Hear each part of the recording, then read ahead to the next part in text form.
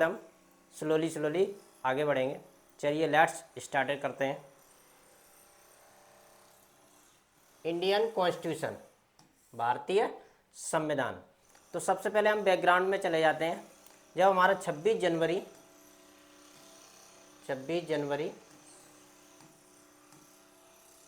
1950 को हमारा संविधान क्या हुआ था, लागू हुआ था। उसी दिन से पूरे ऑल ओवर इंडिया में हमारा संविधान लागू हो गया था, जहाँ तक भारत की सीमाएं लगती वहाँ तक।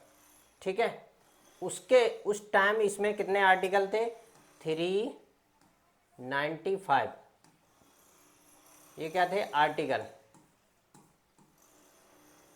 हमारे संविधान को बेसिकली थ्री टाइप में डिवाइडेशन किया गया। पहला आर्टिकल, ठीक है,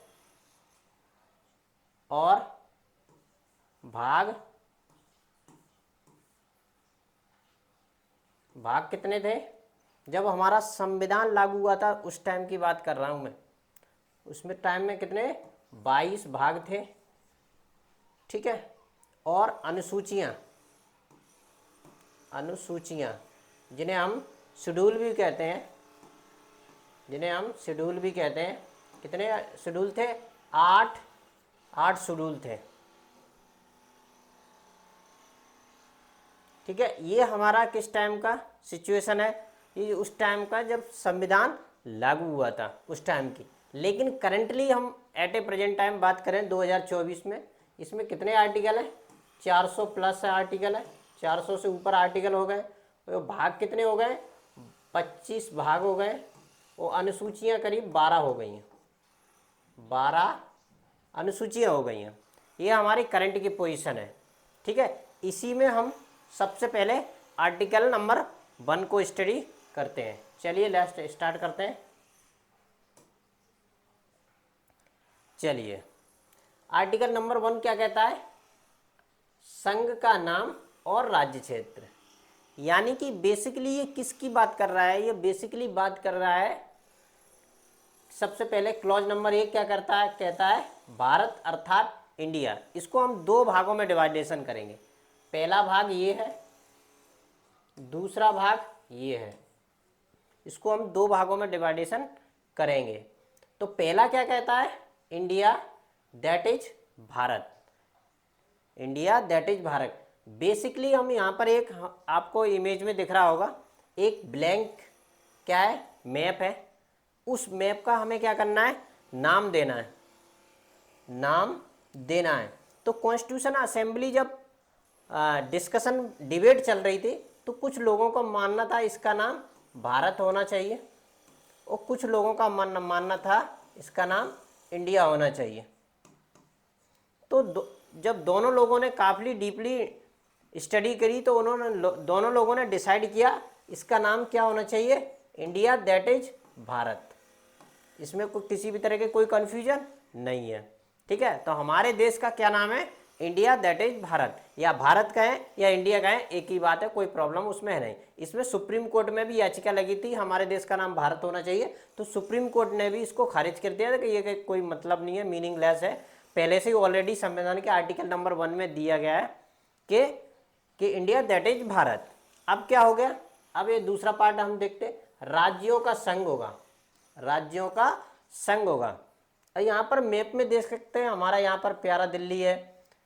ठीक है। इधर अपने सभी राज्य हैं, इधर सभी राज्य और केंद्र शासित प्रदेश हैं। दिल्ली है, हरियाणा है, उत्तर प्रदेश, ये सभी क्या है? राज्य हैं। वो क्या, दूसरा पार्ट क्या कह रहा है? राज्यों का संघ होगा। इन राज्यों को मिलाकर क्या बनेगा? संघ बनेगा। इसका मीन्स है संघ बनेगा। ठीक है। चाहे यूनियन टेरिटरी हो चाहे राज्य, इनको मिलाकर क्या बनेगा? संघ बनेगा। लेकिन इसमें थोड़ी सी कंफ्यूजन है कंपटीशन के पॉइंट ऑफ व्यू से। संघ का 2 मीनिंग है, एक फेडरल है, दूसरा यूनियन है।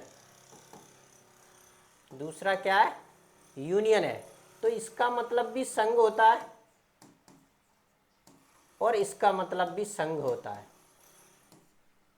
ये हमें बेसिकली बहुत ही अपने माइंड में पूरी तरह कैप्चर कर लेना चाहिए, क्योंकि हमारा इंडिया क्या है, यूनियन है। हमारा क्या है, इंडिया यूनियन, फेडरल नहीं है।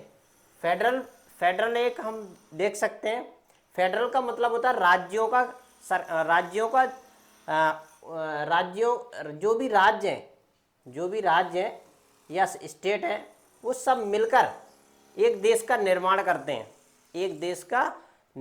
करते हैं। लेकिन उनमें क्या डिफरेंस रहता है, एक एग्रीमेंट के थ्रू होता है, लेकिन कभी कभार क्या होता है, वो एग्रीमेंट टूट भी जाता है। तो क्या है, आपने जैसा फॉर एग्जांपल हम लिख सकते हैं यूएसए,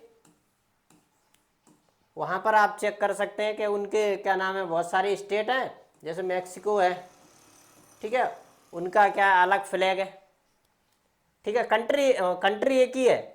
और दूसरा एग्जाम्पल है वहाँ की जो नागरिकता है, सिटीजनशिप है ना, वहाँ पर वहाँ के जो लोग हैं उनको दो तरीके से, एक तो स्टेट की लेने पड़ती है और एक देश की लेने पड़ती है, ठीक है। तो ऐसा अपने भारत में नहीं है। तो ये बेसिकली डिफरेंस है, तो ये हमेशा हमें याद रखना है। तो क्या आर्टिकल नंबर 1 का क्लॉज नंबर 1 कहता है, भारत अर्थात इंडिया, ठीक है। भारत का नाम क्या, ये देश का क्या नाम होगा, भारत का है या इंडिया का है, एक ही बात है, कोई टेंशन वाली बात नहीं। दूसरा पॉइंट क्या कहता है, राज्यों का संघ, यानी कि जितने भी राज्य और केंद्र शासित प्रदेश है वो सभी क्या है, एक संघ बनाएंगे, संघ होगा, ठीक है। अब क्लॉज नंबर 2 में चलते हैं।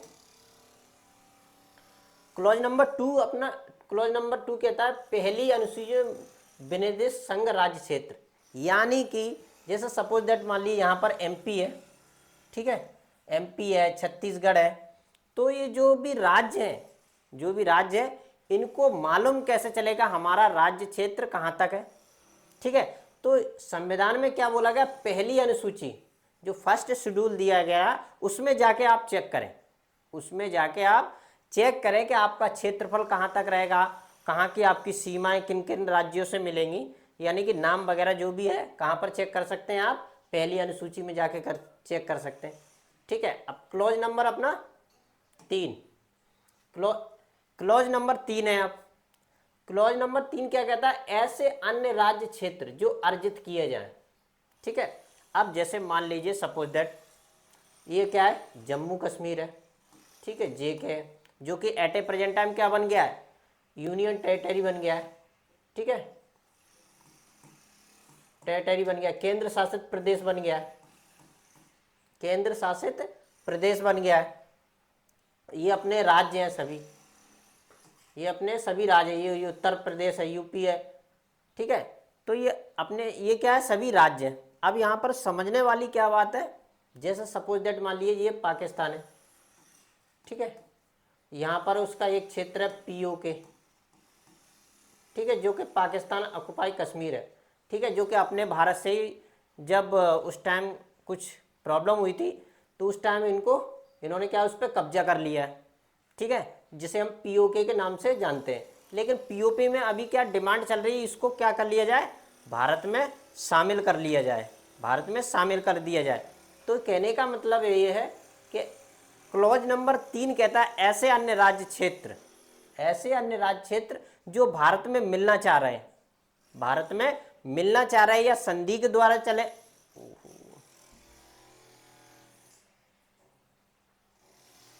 के द्वारा मिले, या फिर किसी भी तरह या ऐसी कोई भी पॉलिसी हो उसके थ्रू भारत में मिलने चाह रहे हैं, तो क्लॉज नंबर 3 का हम उपयोग करते हुए उस राज्य को, उस प्लेस को, उस स्थान को हम अपने भारत में मिला सकते हैं। और भी है, जैसे पौंडुचेरी को मिलाया गया था, ठीक है। इसी तरह हम IQ कोचिंग क्लासेस में आपको आगे से आगे वीडियो मिलते रहेंगे, आर्टिकल वाइज आर्टिकल, ठीक है। और भी जो भी क्वेरी